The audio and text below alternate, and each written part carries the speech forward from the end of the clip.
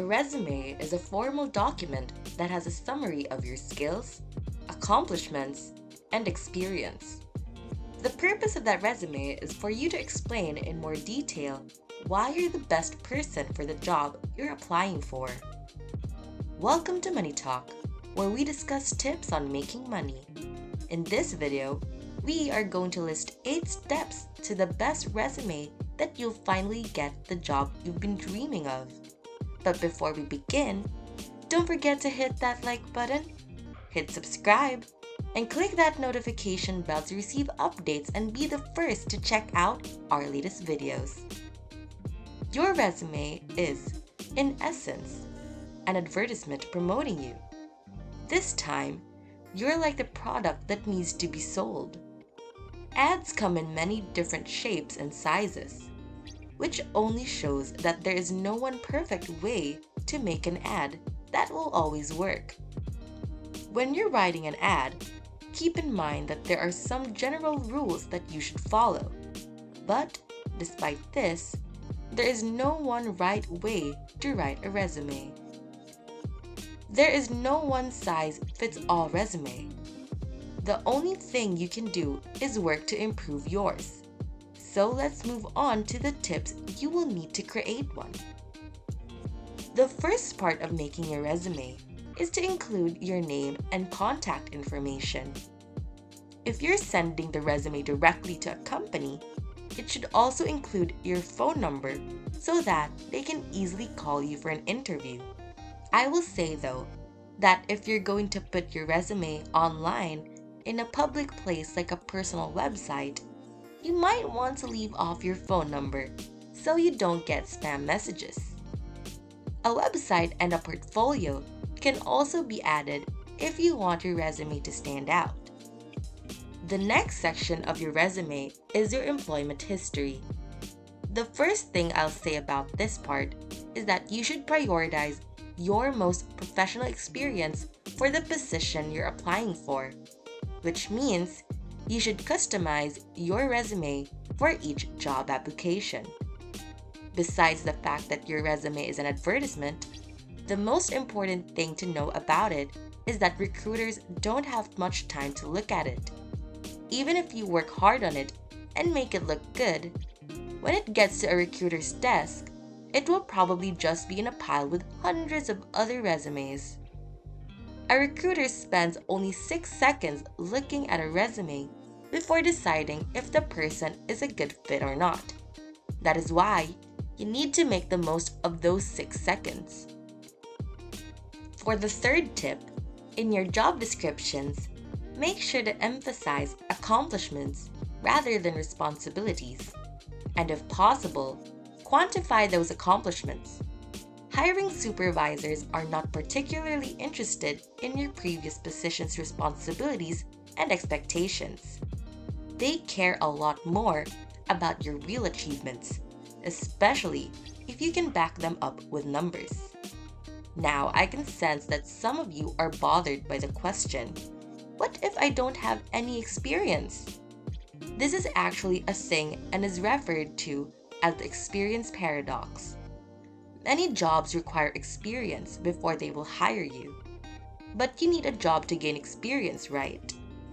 Although overcoming the experience paradox is challenging, it is not impossible.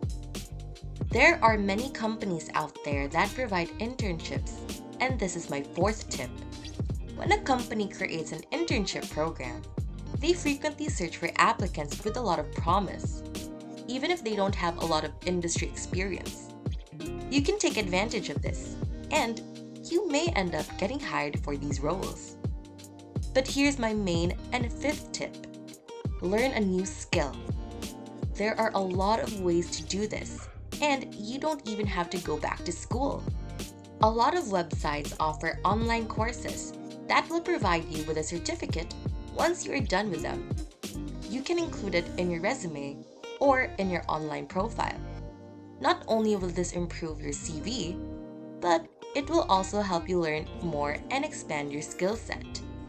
Speaking of learning, let's move on to the education part of your resume, which comes after your professional experience. This leads us to our sixth tip. which is how to effectively put your education section. If you are in college or just graduated, it may make sense to put your education section before your work experience, especially if you are applying to a more established field. This includes bigger, more established companies that may still put a lot of weight on you, where you went to school, and how well you did. Most employers will value your real-world experience over your educational background, especially if you're applying to startups or careers in industries like design or technology. But it's perfectly fine to put your work experience ahead of your academic achievements as you gain more and more professional experience. For the 7th, let's talk about the skills section on your resume. But before going into it, you might ask, do you need a skills section on your resume? The answer is, it depends on who you are and what you're applying for. It is beneficial to include a skills section if you possess specific qualifications or talents that the job would require. For example, you might have a Cisco networking certification, or perhaps you are very good at Adobe After Effects or CAD, or maybe you can code. If you have such skills or qualifications, it might be very beneficial to include them in the skills section. This is essentially useful given that many large organizations employ applicant tracking systems, or ATS today. ATSs essentially scan resumes for specific key terms that the company is seeking in order to reduce the quantity of resumes a human must review. As a result, if you're applying to a place where you're aware that a particular expertise is required, you should make sure that skill is stated on your resume and that you are proficient in it. Otherwise, your resume may be thrown in the trash before it is ever opened. And lastly, for the 8th tip, include your extracurricular activities and awards. For example, if you have held leadership positions in any of your club or organization memberships, something that you should definitely include on your resume, you should also add any awards or distinctions you've received from those groups. To put it another way, these sections are a way to describe yourself as a diligent worker on your resume.